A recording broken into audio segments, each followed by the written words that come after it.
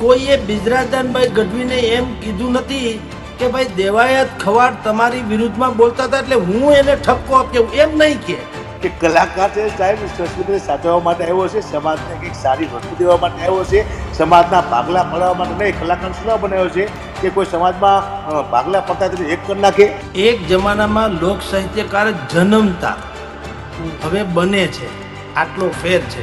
એટલે હું ત્યાં ઉભો હતો, બેનને ખબર નહીં એવું શું અંદરથી સૂઝ્યું છે.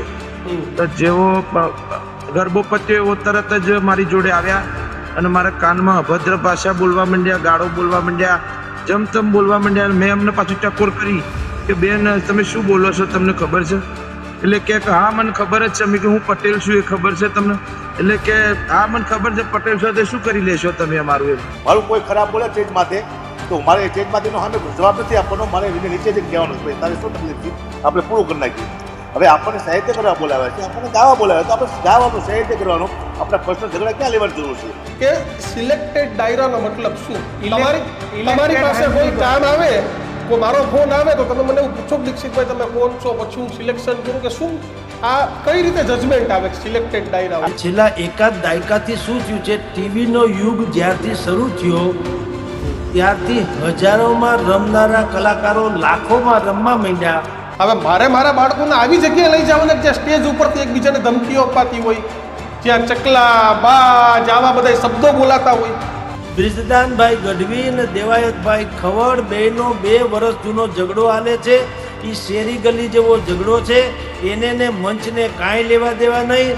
તો બધા કલાકારને આપણને એક મેસેજ આપો, બધા સમાજને, કે સમાજે કોઈ કલાકારની દુનિયામાં પડવું નહીં, કારણ કે આ કલાકાર ત્યારે ભેગા થઈ તમને ખબર નહીં પડે, પાછા વાતો કરતા હોય જેમાંથી કરતા હોય છે અને સમાજ બદનામ થઈ જાય છે. લોક સાહિત્ય એ આપણે વરદાન છે સાહેબ. આ કોઈ લેબોરેટરીમાં કલાકાર તૈયાર થતા નથી, આ માની કુખેથી અવતરે છે. કોઈ પણ સાહિત્ય, કોઈ પણ ઇતિહાસ બોલવું હોય તો પરફેક્ટ વાંચી બોલતો. હું હાસ્ય એટલા માટે કરું છું, સાહિત્ય એટલા માટે બોલતો ત્યારે આપણને ખૂબ જ્ઞાન હોય તો આપણે સાહિત્ય ન બોલવું, છપ્પા કરવું ન બોલવું, ભજન ન ગાવું, એટલે હું હાસ્યની વાતો કરું છું. આ તો પાળિયાની લાજ કાઢનારા ને પાળિયાની લાજ રાખનારી પ્રજા છે, ઈ લોક સાહિત્ય છે સાહેબ. મહેતા સાહેબ, આ એક ટ્રેન્ડ બની ગયો છે કે કોઈને પણ કલાકારોએ ગાળો બોલી દે, એક પ્રકારનું ત્યાં તું તેવું ઊભું કરે કે એમ સમથિંગ એમ. આ સાગર પટેલને ગાળો દીધી, પેલો મુદ્દો તમે જોવો છો. તો આનું કારણ શું સાહેબ? કે કોઈ માણસ ગમે ત્યારે ગમે એની ઇજ્જત ઉતાર નાખે. આનાથી તો ડર ઊભો થાય. અને કોઈ મહિલા તમને ગાળો બોલે તો તમે જવાબ પણ શું આપો? એકબીજાની કાનાફૂસી કરીને એકબીજાને ઉશ્કેરવા, પણ ક્યાંય હકાભાઈએ કીધું એમ ટાઢું પાડવાની કોશિશ ન કરવી. તો ફેમસ થવા માટે કોઈનો વાક હોય કે ના હોય, તમે એને ગાળો બોલો, એના પર ટીકા ટિપ્પણીઓ કરો. અને આ ટ્રેન્ડ એ ગુજરાતી કલાકારોમાં આજકાલ ચાલી રહ્યો છે. એટલે તમે ને હું જેને ફોલોઅર્સ માનીએ છીએ, બ્લુ ટીક થઈ જાય એટલે આપણે એમ માનીએ કે આપણા ફોલોઅર્સ છે. એ ફોલોઅર્સ નથી, એ મંથરામાં ક્યારે પલટાઈ જાય એ નક્કી નહીં. નમસ્કાર, અમારી વિશેષ રજૂઆત ગર્જનાદમાં આપનું સ્વાગત છે. આજકાલ એક ટ્રેન્ડ ચાલી રહ્યો છે કે ફેમસ થવા શું કરવું? તો ફેમસ થવા માટે કોઈનો વાક હોય કે ના હોય, તમે એને ગાળો બોલો, એના પર ટીકા ટિપ્પણીઓ કરો. અને આ ટ્રેન્ડ એ ગુજરાતી કલાકારોમાં આજકાલ ચાલી રહ્યો છે. દેવાયત ખવાડ કે જે હર હંમેશ ટીકા ટિપ્પણીઓ માટે ચર્ચામાં રહે છે, હર હંમેશ ડાયરાના સ્ટેજ ઉપરથી કોઈને આડકતરી રીતે જવાબ આપે છે. જોકે બ્રિજરાન ગઢવી સામે તેઓએ જવાબ આપ્યો હતો, તો બ્રિજરાજદાન ગઢવીએ પણ તેમને જવાબ આપ્યો અને હવે આખા ગુજરાતી કલાકારોની વચ્ચે રાખી સાવંતની પણ એન્ટ્રી થઈ છે. પણ આ તમામની વચ્ચે કોઈ દુઃખદ ઘટના હોય તો એ ગઈકાલે દ્વારકાની છે કે સાગર પટેલ નામના એક સિંગર છે, ઉત્તર ગુજરાતના, બહુ સારા ઉમિયામાના ગીતો ગાય છે, ગરબા ગાય છે. એ વ્યક્તિએ દ્વારકાની અંદર એક જાહેર કાર્યક્રમ હતો જેમાં ગુજરાતના અનેક નામી અનામી કલાકારો હતા અને એ જ્યારે સ્ટેજ પરથી ગઈને જતા હતા ત્યારે કાજલ મહેરિયા નામના એક સિંગર છે ઉત્તર ગુજરાતના, એમને એ વ્યક્તિને કોઈ પણ કારણો વગર ગાળો બોલી. એટલે આ બધી જે વસ્તુઓ છે દીક્ષિત થઈ રહી છે. જોકે તમામની વચ્ચે હકાપા ગઢવીએ કલાકારોને કીધું છે કે ભાઈ ડાયરો કરો, શિખામણો બંધ. એટલે કિશન, ઘટનાક્રમ છે કે જે લોકો ડાયરાના મંચ પરથી અનેક વખત એવું સાંભળ્યું છે કે એક ડાયરો એવી વસ્તુ છે કે જે પરિવાર સાથે બેસીને તમે સાંભળી શકો, કે જ્યાં કોઈ નેગેટિવ વાત ન હોય ને મર્દાનગીની વાત હોય, ત્યાં તમારે તમારા દીકરીને તમારા નાના બાળકોને લઈને સાંભળી શકો. આવી આજની ફિલ્મોમાં નથી, આ હકીકત છે. લોક સાહિત્ય આપણા કલાકારોએ જાળવી છે. પણ જે ટ્રેન્ડ છેલ્લા ઘણા સમયથી શરૂ કર્યો છે કે હું શું બોલું, શું વાયરલ થઈને મારો કેમ ટાઈમ આવે, આના ઉપર એક થઈ રહી છે. બ્રિજરાજદાન ગઢવી અને દેવાયત ખવડનું અગાઉ સમાધાન થઈ ગયું હતું, પરંતુ બ્રિજરાજદાનનું કહેવું છે કે પછી તેને બહુ પરેશાન કર્યા, પાછળથી વાતો કરી અને મેં જવાબ આપ્યો.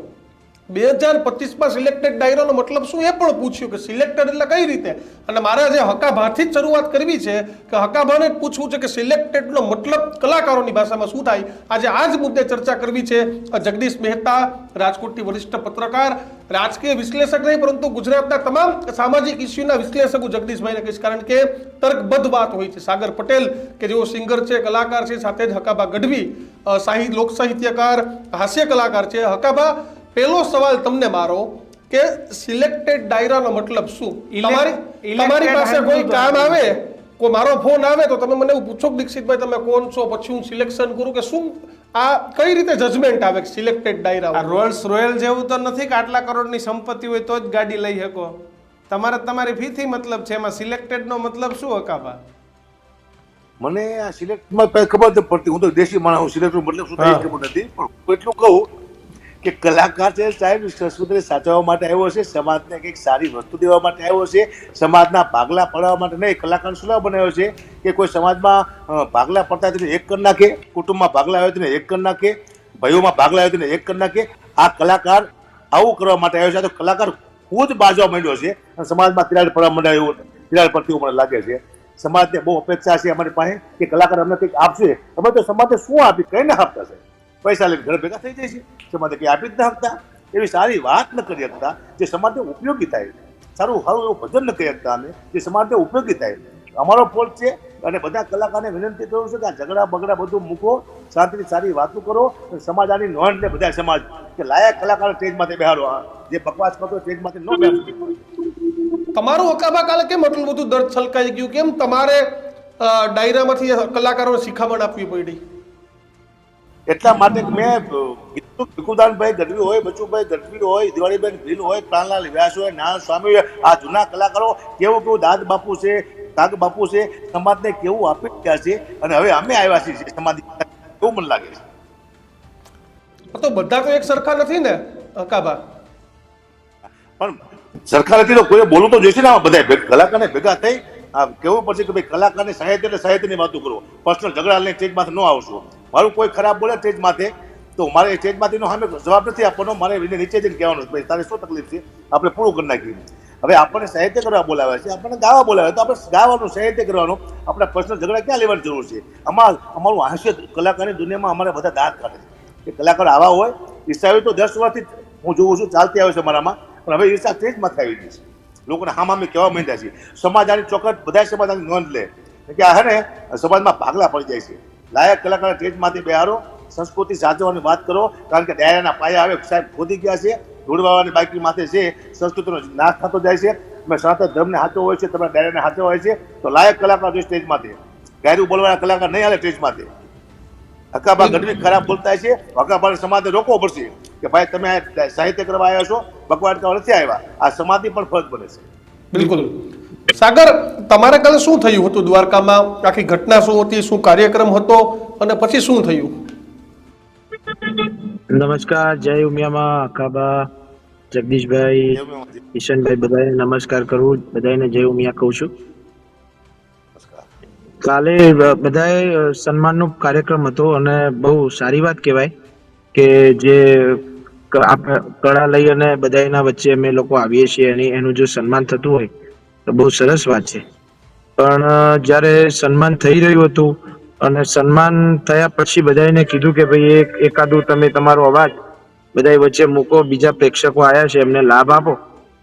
તો બેન ગાતા હતા ત્યારે હું આ બાજુ ખૂણામાં ઊભો રહી અને મને આયોજકોએ કીધું કે સાગરભાઈ તમે પણ ઉભા રહો, તમે પણ એકાદું તમારું ગરબો માતાજીનો ગાતા જાઓ.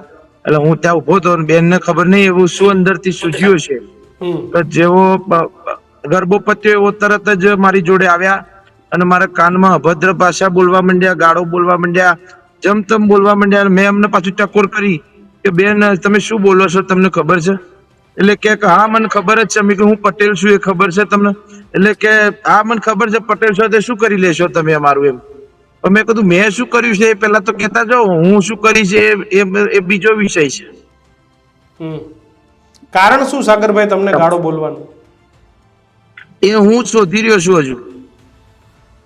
તમે અગાઉ તો ઘણીવાર ઉત્તર ગુજરાતના ડાયરાઓમાં જોડે ગીત ગાયા, ઘણા બધા ડાયરાઓ સાથે કર્યા છે. હા એટલે ઘણા બધા ગીતો પ્રોગ્રામ પેલા ગરબાના કાર્યક્રમમાં બેન આવતા હોય છે અને ગાતા હોય છે. અને મારું નેચર રહ્યું છે કે જ્યારે મારી જોડે કોઈ આર્ટિસ્ટ ઉભા હોય ગાતા હોય તો હું પહેલો ચાન્સ એમને આપતો હોઉં છું.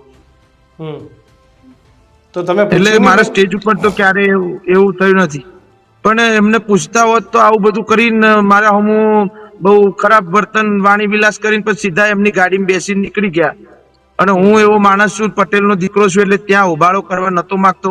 કેમ કે હું ઉબાળો કરો તો આખો કાર્યક્રમ બધો બગડી જોત. જે આયોજકોએ ખૂબ પૈસા ખર્ચ્યા હતા એના માટે, સમય આપ્યો તો એ બધું બગડી જોત.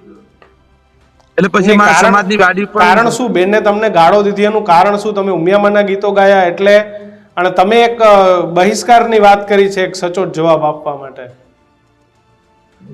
ઉમિયામાના ગીતો ગાયા એટલે ગાળો દીધી છે કે મારા માટે એમને શું હશે એ તો હવે એમને જ ખબર હશે કેમ એવું કર્યું. બાકી માતાજી વિશે ગઈએ એમાં કોઈ ગાળ ના દે.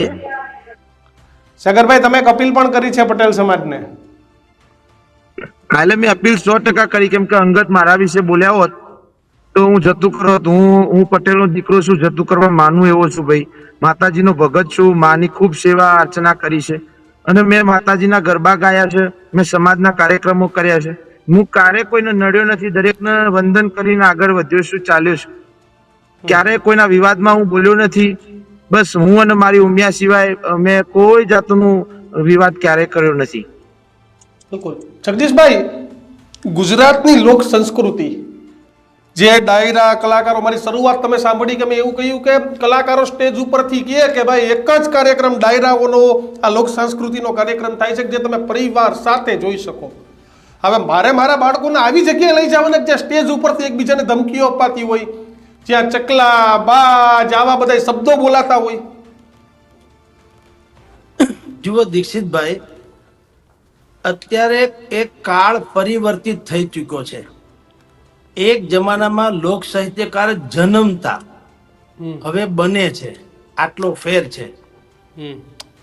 લેબોરેટરીમાં બનેલી કોઈ પણ ચીજ વસ્તુ હોય અને જન્મજાત કુદરતી જન્મેલી વસ્તુ હોય એમાં ફેર. અને છેલ્લા એકાદ દાયકાથી શું થયું છે, ટીવીનો યુગ જ્યારથી શરૂ થયો ત્યારથી હજારોમાં રમનારા કલાકારો લાખોમાં રમવા માંડ્યા. એટલે સાધના ગૌણ થઈ ગઈ અને સાધન મહત્વનું થઈ ગયું.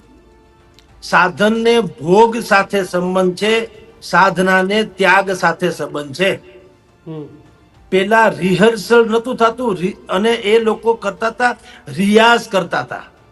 હવે રિહર્સલ થી ચાલે છે કે હું પણ દાખલા તરીકે આવતીકાલે હું પણ 5-10 કોઈ એવી વસ્તુ ગોખી રાખું તો મને પણ તમે જગદીશભાઈની બદલે જગદીશ દાન ગઢવી કહી શકો.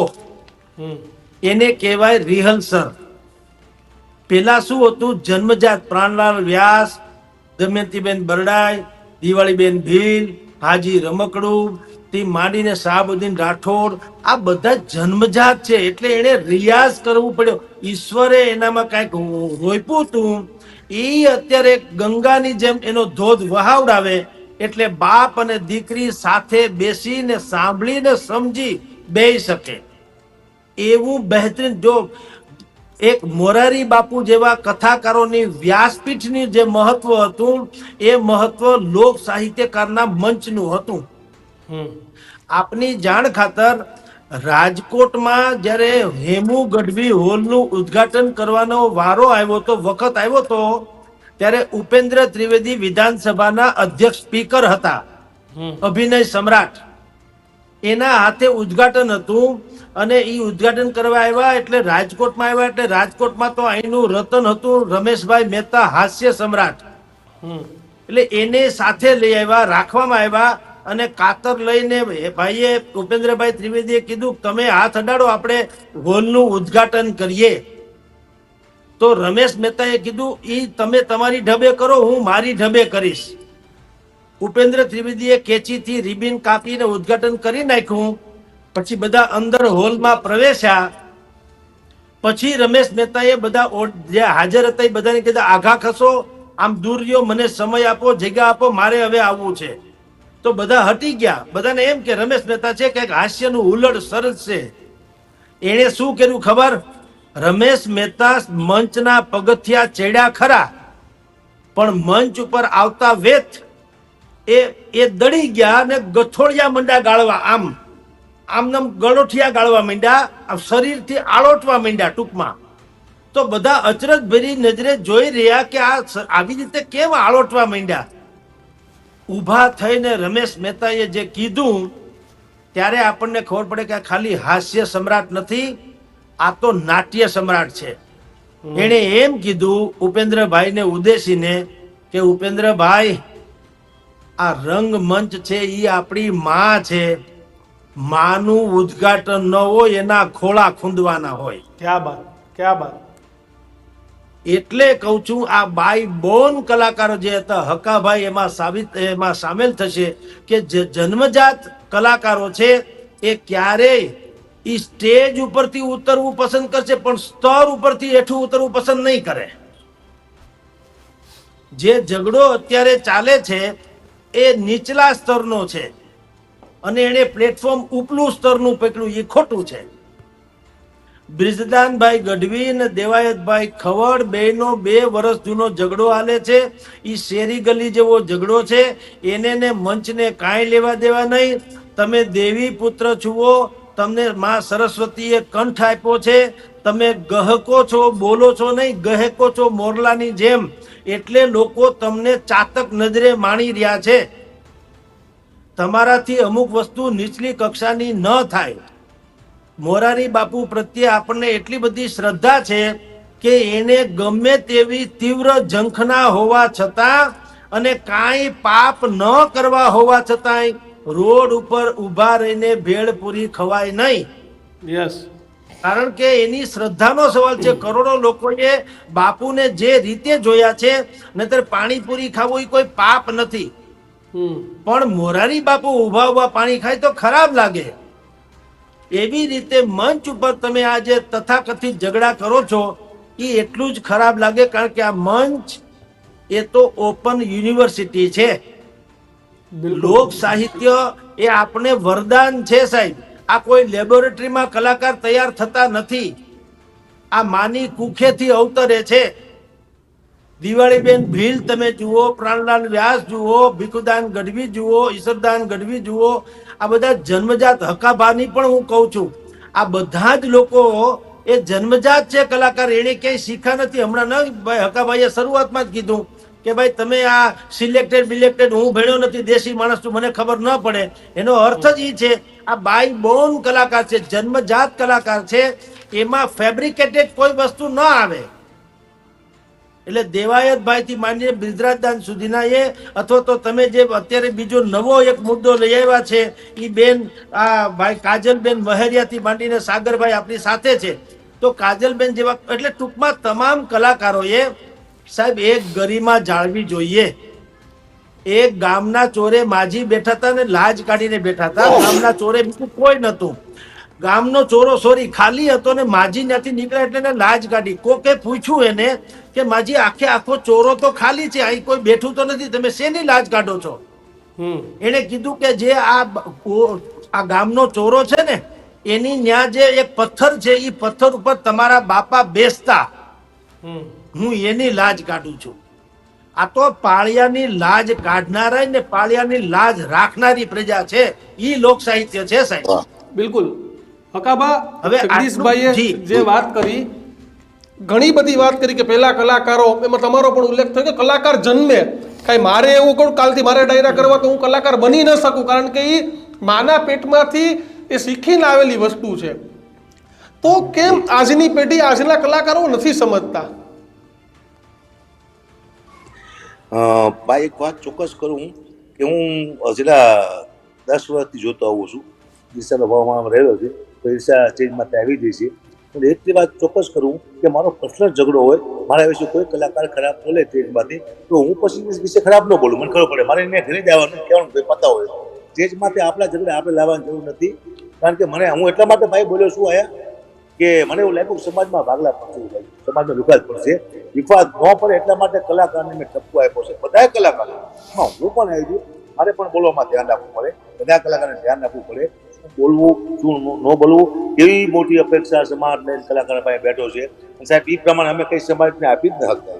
અમે અમારા પૈસાથી મતલબ રાખીએ છીએ, પૈસા લઈને અમે ઘરે આવી જઈએ છીએ. અમારે કઈ સમાજને સારી વસ્તુ આપવી પડશે. તો બધા કલાકારને આપવાનો એક મેસેજ આપો બધા સમાજને કે સમાજે કોઈ કલાકારની દુનિયામાં પડવું નહીં. કારણ કે આ કલાકાર ક્યારે ભેગા થઈ તમે ખબર નહીં પડે, પાછા વાતો કરતા છે જેમાંથી કરતા છે અને સમાજ બદનામ થઈ જાય છે. એટલે સમાજે આમાં ધ્યાન ન આપવું, સમાજે બાજુ નહીં પણ કોઈ સમાજ આમાં અમારા ભાગલા પડીએ છે. આજે આમાં પડશું આપણે સમજાવી વિવાદને ટાળો આપો કે કલાકારને મોઢે નથી સોંપતું. કલાકાર દુનિયા સમાજને કંઈ આપવા માટે આવ્યો છે, સંસ્કૃતિને જાળવવા માટે આવ્યો છે. તો ડાયરા બંધ થયા તો સનાતન ધર્મ વયો જાય છે. ડાયરા હાથમાં જરૂરી છે પણ એવા કલાકારને બે હવાયો જે લાયક હોય, કદાચ બકવાસ કરતો હોય તો તાત્કાલિક સમાજે એને નીચે ઉતારી દેવો જોઈએ કે તમને ગાવા બોલાવ્યા છે, સારી વાતો કરવા બોલાવ્યા છે, તમે તમારું કામ કરો, તમારી પોતાની પસંદ ચર્ચા અમારી ટ્રીટ માટે ન કરશો. આટલું સમાજને પણ ધ્યાન આપવું પડશે. ન્યૂઝ દ્વારા આપણે મેસેજ આપો કલાકાર જે બને આ ઝઘડો બંધ કરે. આમાં કંઈ હું સારું ભારતો નથી આ ઝઘડામાં કે આમાં કંઈ સારું થાય છે. બહુ ભૂંડા લાગી છે. અમારી લોકો વાતો કરે છે, લોકો અમારું હાસ્ય કરે છે કે કલાકારે આટલા વિચારવું હોય છે, કલાકારના વિચાર આટલા હીન છે. ત્યારે આપણને દુઃખ થાય છે.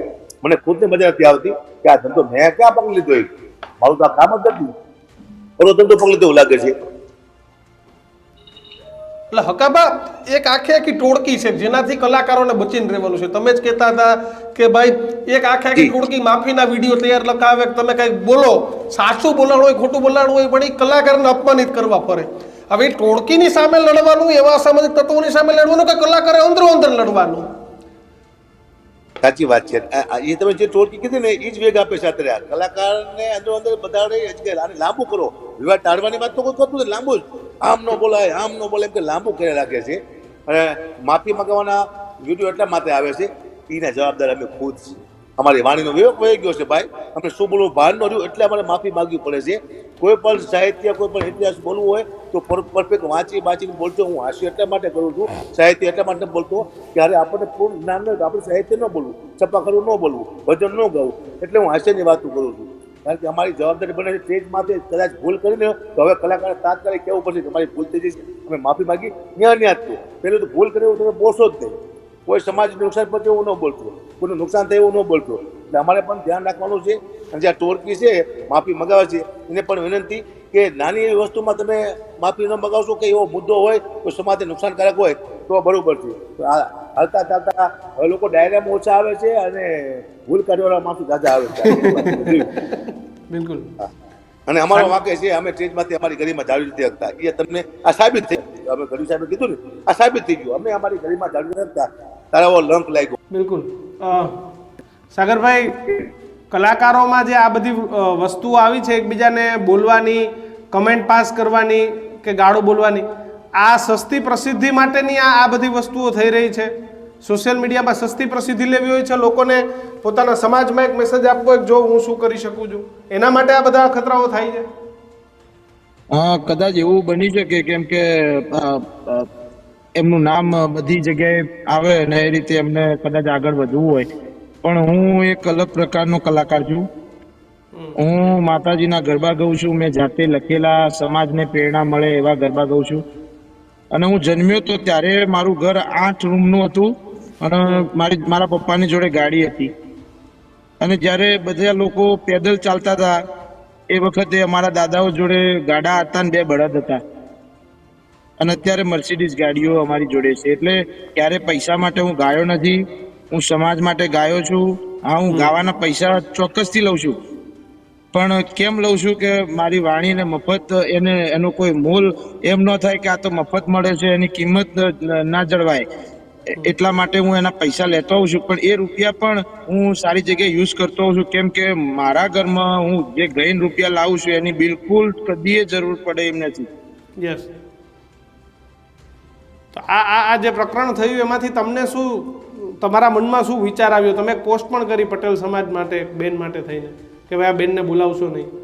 હું ક્યારેય કોઈના વિશે ખરાબ બોલ્યો નથી. હું કદી કોઈના ડાયરામાં ગાવા ગયો નથી. હું કોઈના જોડે કદાચ આ બન્યું છે કે કોઈ બીજા કલાકાર મારા પ્રોગ્રામમાં આવ્યા હોય ને મેં એને આવકાર્યા છે, પણ હું કદી કોઈને ડિસ્ટર્બ કરવા ગયો નથી.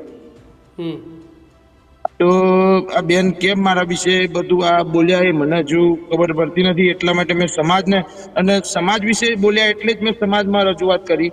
બાકી મારું અંગત મારા વિશે બોલ્યા હોત તો હું ક્યારેય રજૂઆત કરો જ નહીં, કેમ કે બહુ મોટું પેટ રાખું છું. મા ઉમિયાનું સંતાન છું, કેમ કે ગણપતિ ભગવાન પણ ઉમિયાના સંતાન છે ને મોટું પેટ હતું. અમારે મોટું પટેલોનું મોટું પેટ છે, એટલે અમે નાની નાની વાતોને આવી સમાજ વચ્ચે લાવવા માટે વિવાદ થાય એવું નથી કોઈ દિવસ ન કરીએ. પણ આ બેન આજે એટલું બધું હદથી બોલી ગયા એટલે મારે આજ કહેવું પડ્યું. અને મેં ક્યારેય બીજું ગાયો નથી, માતાજીનું ગાયો છું. સમાજને આગળ પ્રેરણા મળે, અમારા પાટીદાર શું હતા અને અત્યારે હાલ શું કરી રહ્યા છે એના વિશેની ગાથાઓ હું કાયમ ગાતો આવ્યો છું. અને બીજા કોઈ સમાજને ખોટું લાગે કે એમની લાગણી દુભાય હું ક્યારે નથી ગાયો. મહેતા સાહેબ, આ એક ટ્રેન્ડ બની ગયો છે કે કોઈને પણ કલાકારોએ ગાળો બોલી દે, એક પ્રકારનું ત્યાં તું તેવું ઊભું કરે કે એમ સમથિંગ એમ. આ સાગર પટેલને ગાળો દીધી, પેલો મુદ્દો તમે જોઉં છો, તો આનું કારણ શું સાહેબ? કે કોઈ માણસ ગમે ત્યારે ગમે એની ઇજ્જત ઉતાર નાખે, આનાથી તો ડર ઊભો થાય. અને કોઈ મહિલા તમને ગાળો બોલે તો તમે જવાબ પણ શું આપો? જુઓ કિશનભાઈ, અત્યારે એક સૌથી વધુ હોટ ફેવરિટ બની હોય તો એ મંથરા છે ને મંથરાનું નામ છે સોશિયલ મીડિયા. યસ. એકબીજાની કાનાફૂસી કરીને એકબીજાને ઉશ્કેરવા, પણ ક્યાંય હકાભાઈએ કીધું એમ ટાઢું પાડવાની કોશિશ ન કરવી. કોઈએ બિજરાદાનભાઈ ગઢવીને એમ કીધું નથી કે ભાઈ દેવાયત ખવાડ તમારી વિરુદ્ધમાં બોલતા હતા એટલે હું એને ઠપકો આપ્યો, એમ નહીં કે. ઈ તમને એટલું જ કહેશે દેવાયતભાઈ તમારા વિશે આ બોલતા હતા. હવે આપણે જવાબ આપવો પડે. તમારે એનો જવાબ આપવો પડે, નહીં તો તમે કાયરમાં ખપી જાઓ એમ. બરાબર. કોક સાગરભાઈને એમ કહે કે ભાઈ તમને કાજલબેન મહેરિયાએ આમ કીધું, અથવા તો કાજલબેનને કોક એમ કે તમને સાગરભાઈએ આમ કીધું, પણ કોઈ એમ નહીં કે સાગરભાઈને કે કાજલબેન તમારા વિરુદ્ધ આમ બોલતા હતા એટલે મેં એની સાથે ઝઘડો કર્યો અથવા એને મેં રોક્યા, એવું કોઈ નહીં કે. એટલે તમે ને હું જેને ફોલોઅર્સ માનીએ છીએ, બ્લુ ટીક થઈ જાય એટલે આપણે એમ માનીએ કે આપણા ફોલોઅર્સ છે. એ ફોલોઅર્સ નથી, એ મંથરામાં ક્યારે પલટાઈ જાય નક્કી નહીં. એટલે પેલી વાત તો ઈ કે જે કોઈ કલાકારો છે, આ કક્ષાના કલાકારો, એને સોશિયલ મીડિયા ઉપર બહુ ધ્યાન આપવું ન જોઈએ. ટીકા ટિપ્પણ ઉપર આપણે રોજ ડિબેટ કરીએ છીએ, પછી જેટલા તમે જુઓ આપણી કોમેન્ટ્સ તમે વાંચો, તેમાંથી 75 સારી હોય તો 25 ખરાબ પણ હોય છે. પણ એ તો ટુંડે ટુંડે મતિરબેનના દરેકનો પોતાનો એક મત છે. એનાથી આપણે વિચલિતે થવું ન જોઈએ ને ચલિતે થવું ન જોઈએ. બ્રિજરાદાન ગઢવી જે છે ઈશ્વરદાનના, એ કે છે હું ઈશ્વરદાનનું લોહી છું. ભલા માણા, તમને ચારણી સાહિત્યની તમને કોઠામાંથી જ આપેલી સૂઝ છે, તો તમારે કમસે કમ સમદર પેટા રહેવું જોઈએ, છલકાવવું ન જોઈએ. કારણ કે ખૂંદી તો ધરતી ખમે, વાઢી ખમે વનરાય, વેણ કવેણ તો સંત ખમે, જેમ સાયરા નીર સમાય. તમામ નદીઓ દરિયામાં ભળે, દરિયા કોઈ દી છલકાતા નથી હોતા. નદી નાળા છલકાઈ જાય. જગદીશભાઈ, અચાનક બ્રિજરાજદાન ગઢવીને આવું બોલવાનું કેમ મોકલી ગયું કે ભાઈ હવે તો 2025માં શાંતિ છે, એટલે એ આખી ઘટના શું થઈ ગઈ? ના, એની પાછળ પણ મેં તો જાણ્યું છે પર્સનલી કે એની પાછળ સોશિયલ મીડિયા નામની મંથરા જવાબદાર છે.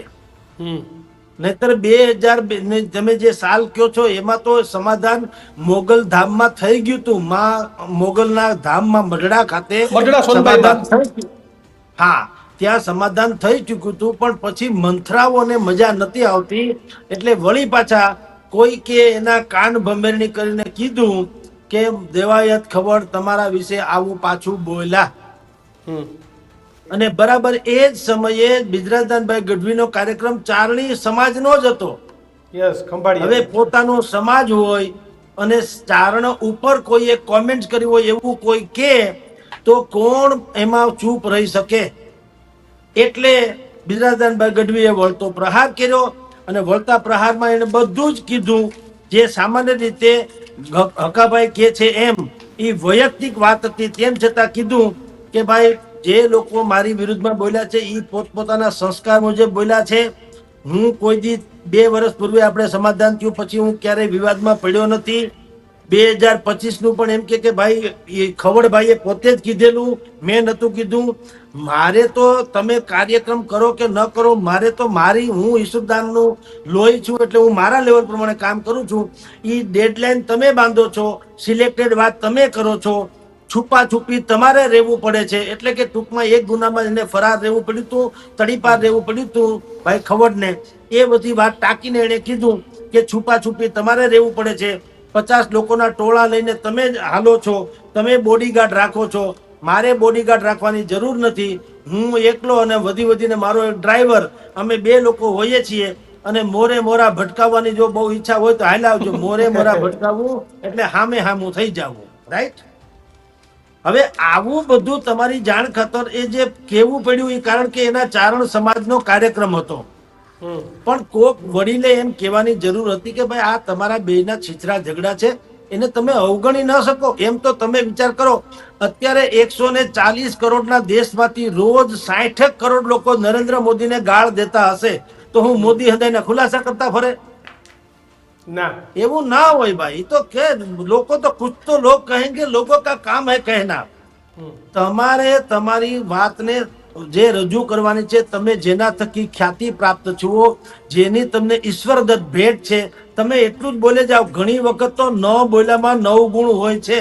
મનમોહનસિંહ પોતે કહેતા ને કે મેરી ખામોશી ને ન જાને કિતને હજારો પ્રશ્નો કી આબરૂ રખ દી. ક્યારેક ન બોલીને જવાબ આપવાના હોય છે દીક્ષિતભાઈ. યસ સાહેબ, આપણે અપેક્ષા એ જ રાખીએ પણ કિશન કે ન બોલીને જવાબ મળે. પણ આ કોમેન્ટની વાત કરી હકાબા, તમારી કોમેન્ટની વાત તમે ઘણી વખત ડાયરામાં હસતા કરતા હોવ છો. આ કોમેન્ટ કરનારા લોકો કેવા હોય છે ને કેવી કોમેન્ટ કરે હકાબા? કોમેન્ટ તો આપણે વાંચી નાખીએ એવી કોમેન્ટ કરે છે. પણ હું એક ભાઈ વાત કરી કે મોરા ભટકાડવાની, એ જવા દો ને, હવે મોરા પડી જાવ એમ કહું. મોરા રહેવા દે, મોરા પડી જાવ. હાથ થઈ જાય છે. અને કોમેન્ટો તો એવી આવે છે, હું એક મેસેજ આપવા માંગુ છું કે જ્યારે કોઈ વ્યક્તિ કોમેન્ટ ખરાબ લખે, ગાળો, તારે કલાકાર પાસે ટાઈમ નથી, કોઈ વિદ્વાન માણસ પાસે ટાઈમ નથી વાંચવાનો. આ વાંચે કોણ? તમારું પરિવાર, તમારી બેન, તમારી દીકરી, તમારો સમાજ. તો તમે ભૂંડા લાગો છો કે આપણો સમાજનો વ્યક્તિ આવું ગાયું લખે છે, એટલે કોમેન્ટ કરતા પહેલા વિચાર કરવાની. યસ, એમને પેલા તો કોમેન્ટ આવે વાહ હકાબા, વાહ હવે જ્યાં તે પાછી આવે 4-5 અધૂરિયા જીવ વડે એવા આવી જાય કે કોણ વખાણ કેમ થઈ ગયા જોઈ નથી શકતા. તું હાલી નીકળ્યું મજા કે આપણને. બીજી વાત કરું, પણ હકાબા, સિક્કાની 2 બાજુ છે. સમાજ છે ને, સિક્કાની 2 બાજુ છે. એટલે એ આપણને સારું કહેવાનું, ખરાબ કહેવાનું. કલાકાર કાચા કાનનો ન હોવો જોઈએ. કોકની વાતમાં માની લેજો. મને કોઈ એમ કે તમને આવું કલાકાર કહેતો તો મારે સીધો સ્ટેજમાં ન આવી જાય, એને ફોન કરાય કે ભાઈ તું આવું બોલ્યો તો કે ના, એટલે વાત પૂરી થઈ જાય. કોક કેમ તો ઉપડી જવાનું હોય. યસ. તો હકાબા, સાગરભાઈ, જગદીશભાઈ, આપ ત્રણેય વડીલ મિત્રો જોડાયા બદલ આભાર. આશા રાખીએ કે ગુજરાતી કલાકારોએ સંપીને અને સારું કામ કરે એ જ અપેક્ષા છે. પણ જ્યારે આ વાતો જ્યારે સાંભળવામાં આવે ત્યારે દુઃખ થાય કે ભાઈ તમારો ધંધો શું છે ને તમે કરો શું છો? કોઈ વ્યક્તિ એ કઈ સંસ્કૃતિ છે? નરસિંહ મહેતાના ભજનની સંસ્કૃતિ છે. આજે પણ કીર્તિદાન ઘણી વખત નારાયણ સ્વામીનો ઉલ્લેખ કરે છે કે એને જે 4 ટ્રેક હાઈવે બનાવીને એના ઉપર અમારી ગાડીઓ દોડે છે. આ 4 ટ્રેક હાઈવે ઈશ્વરદાન ગઢવીએ પણ બનાવ્યો છે. હું બિલકુલ બેમતથી કહું છું. ભીખુદાન ગઢવી, દિવાળીબેન ભીલ, અનેક આવા કલાકારો હતા કિશન કે જે એક સાથે એક મંચ પર બેસીને ગાતા હતા. આજે છે જે કંઈ પીરસો છો લોકોને, જે કંઈ એમાં તમારું 5-10% હશે. 95% તો આપણને ઝવેરચંદ મેઘાણી, દુલાભાયા કાગ, દિવાળીબેન ભીલ, નરસિંહ મહેતા અને આવા નામી કલાપી નામી અનામી અનેક લોકો દીક્ષિત કે જે તમને ખજાનો આપીને ગયા છે. બાપ તૈયાર માથે ખજાનો છે. આ કોઈ તમારો કે મારો રજિસ્ટર કે ટ્રેડમાર્ક કરાવેલો નથી. આ લોકવાયિકા છે, લોકગીત છે, ઇતિહાસ છે. અને જે કોઈ આપણા સુરવીરોની કહાની છે એ જ આપણે લોકોની વચ્ચે લઈને જાય છીએ. તો ભાઈ ઝઘડા શેના, ટણી શેની, તમને ધાયરા કરતા જાજો રૂપિયો આપે છે. દીક્ષિત આપણા ગુજરાતી કલાકારો એવી વાતો કરતા હોય છે કે અમે તો સસ્તા છીએ, 2, 5, 10 લાખની અંદર ગાઈને જતા રહીએ છીએ. પેલા બોલિવૂડ વાળાને બોલાવો 50 લાખ. ભાઈ બોલિવૂડ વાળા નથી બોલાવવા, અમને નથી ગમતા. અમે ગુજરાતી જીવ છીએ. અમે ઈચ્છીએ કે આપણો કલાકાર 5, 10, 15 લાખ રૂપિયા લઈ અને ગાતો હોય ને દેશ વિદેશમાં અને નામ રોશન થાય. તમે અમેરિકા ડાયરા કરો, તમે અમેરિકા કાર્યક્રમ કરો, લંડન કરો, આફ્રિકા કરો, પણ શાંતિથી કરો. મોરા નહીં, પણ હકાભાની એક વાત પડી, મોરા પડી જાવ ભાઈ તો સારું છે આપણા ગુજરાતી કલાકારો માટે. વધારે કઈ શબ્દો નથી. મોરા નહીં પડો તો મુંબઈમાં બેઠા જ છે ગઠિયાઓ. તમારો આઈનો 40-50% ધંધો આંચકી લીધો છે ને બાકીનો આંચકી લેશે, ખબર નહીં. એટલે લોકોના દિલમાં વસી જાઓ કે જેથી કરીને આજે કોઈ પણ વ્યક્તિ હોય તો ઈસરદાન ગઢવીને યાદ કરે, અનેક એવા નામી ભીખુદાન ગઢવીને યાદ કરે, નરસિંહ મહેતાને. આજે આપણે મહેતાને જુનાગઢમાં ભલે અનેક નવાબો શાસન કરીને ગયા, પરંતુ જુનાગઢ કેનું તો કે નરસિંહયાનું. આજે ઈ નરસિંહ મહેતાના ભજનથી જુનાગઢ પ્રખ્યાત છે. એમનમ ભાઈ લક્ષ્મણ બારોટને એમનમ યાદ નથી થતા. હે કલાકાર એ બીજું સ્વરૂપ છે ભાઈ, સંતોનું બીજું સ્વરૂપ છે. એ તમને કંઈક આપે છે ને એનામાં તમે એક સારી વિભૂતિ જોવો છો. તો આ બધા ધંધા બંધ કરી દો અને શાંતિથી ડાયરાઓ કરો. અને દીક્ષિત કહેવત છે, કરતા હોઈશો કીજીએ ઓર ન કીજીએ કાંઈ, નહીં તો માથું વયું જાય હેવાળમાં જોડા રહી જાય બાર. તો બસ એ જ કરો જેના માટે ભગવાને આપણે મોકલ્યા છે. અમને પત્રકાર બનીને મોકલીએ તો અમે પત્રકારત્વ કરીએ છીએ. તમે લોક સાહિત્ય, લોક સંસ્કૃતિની જાળવણીનું કામ કરો. બસ આ જ અપેક્ષા. નમસ્કાર. નમસ્કાર.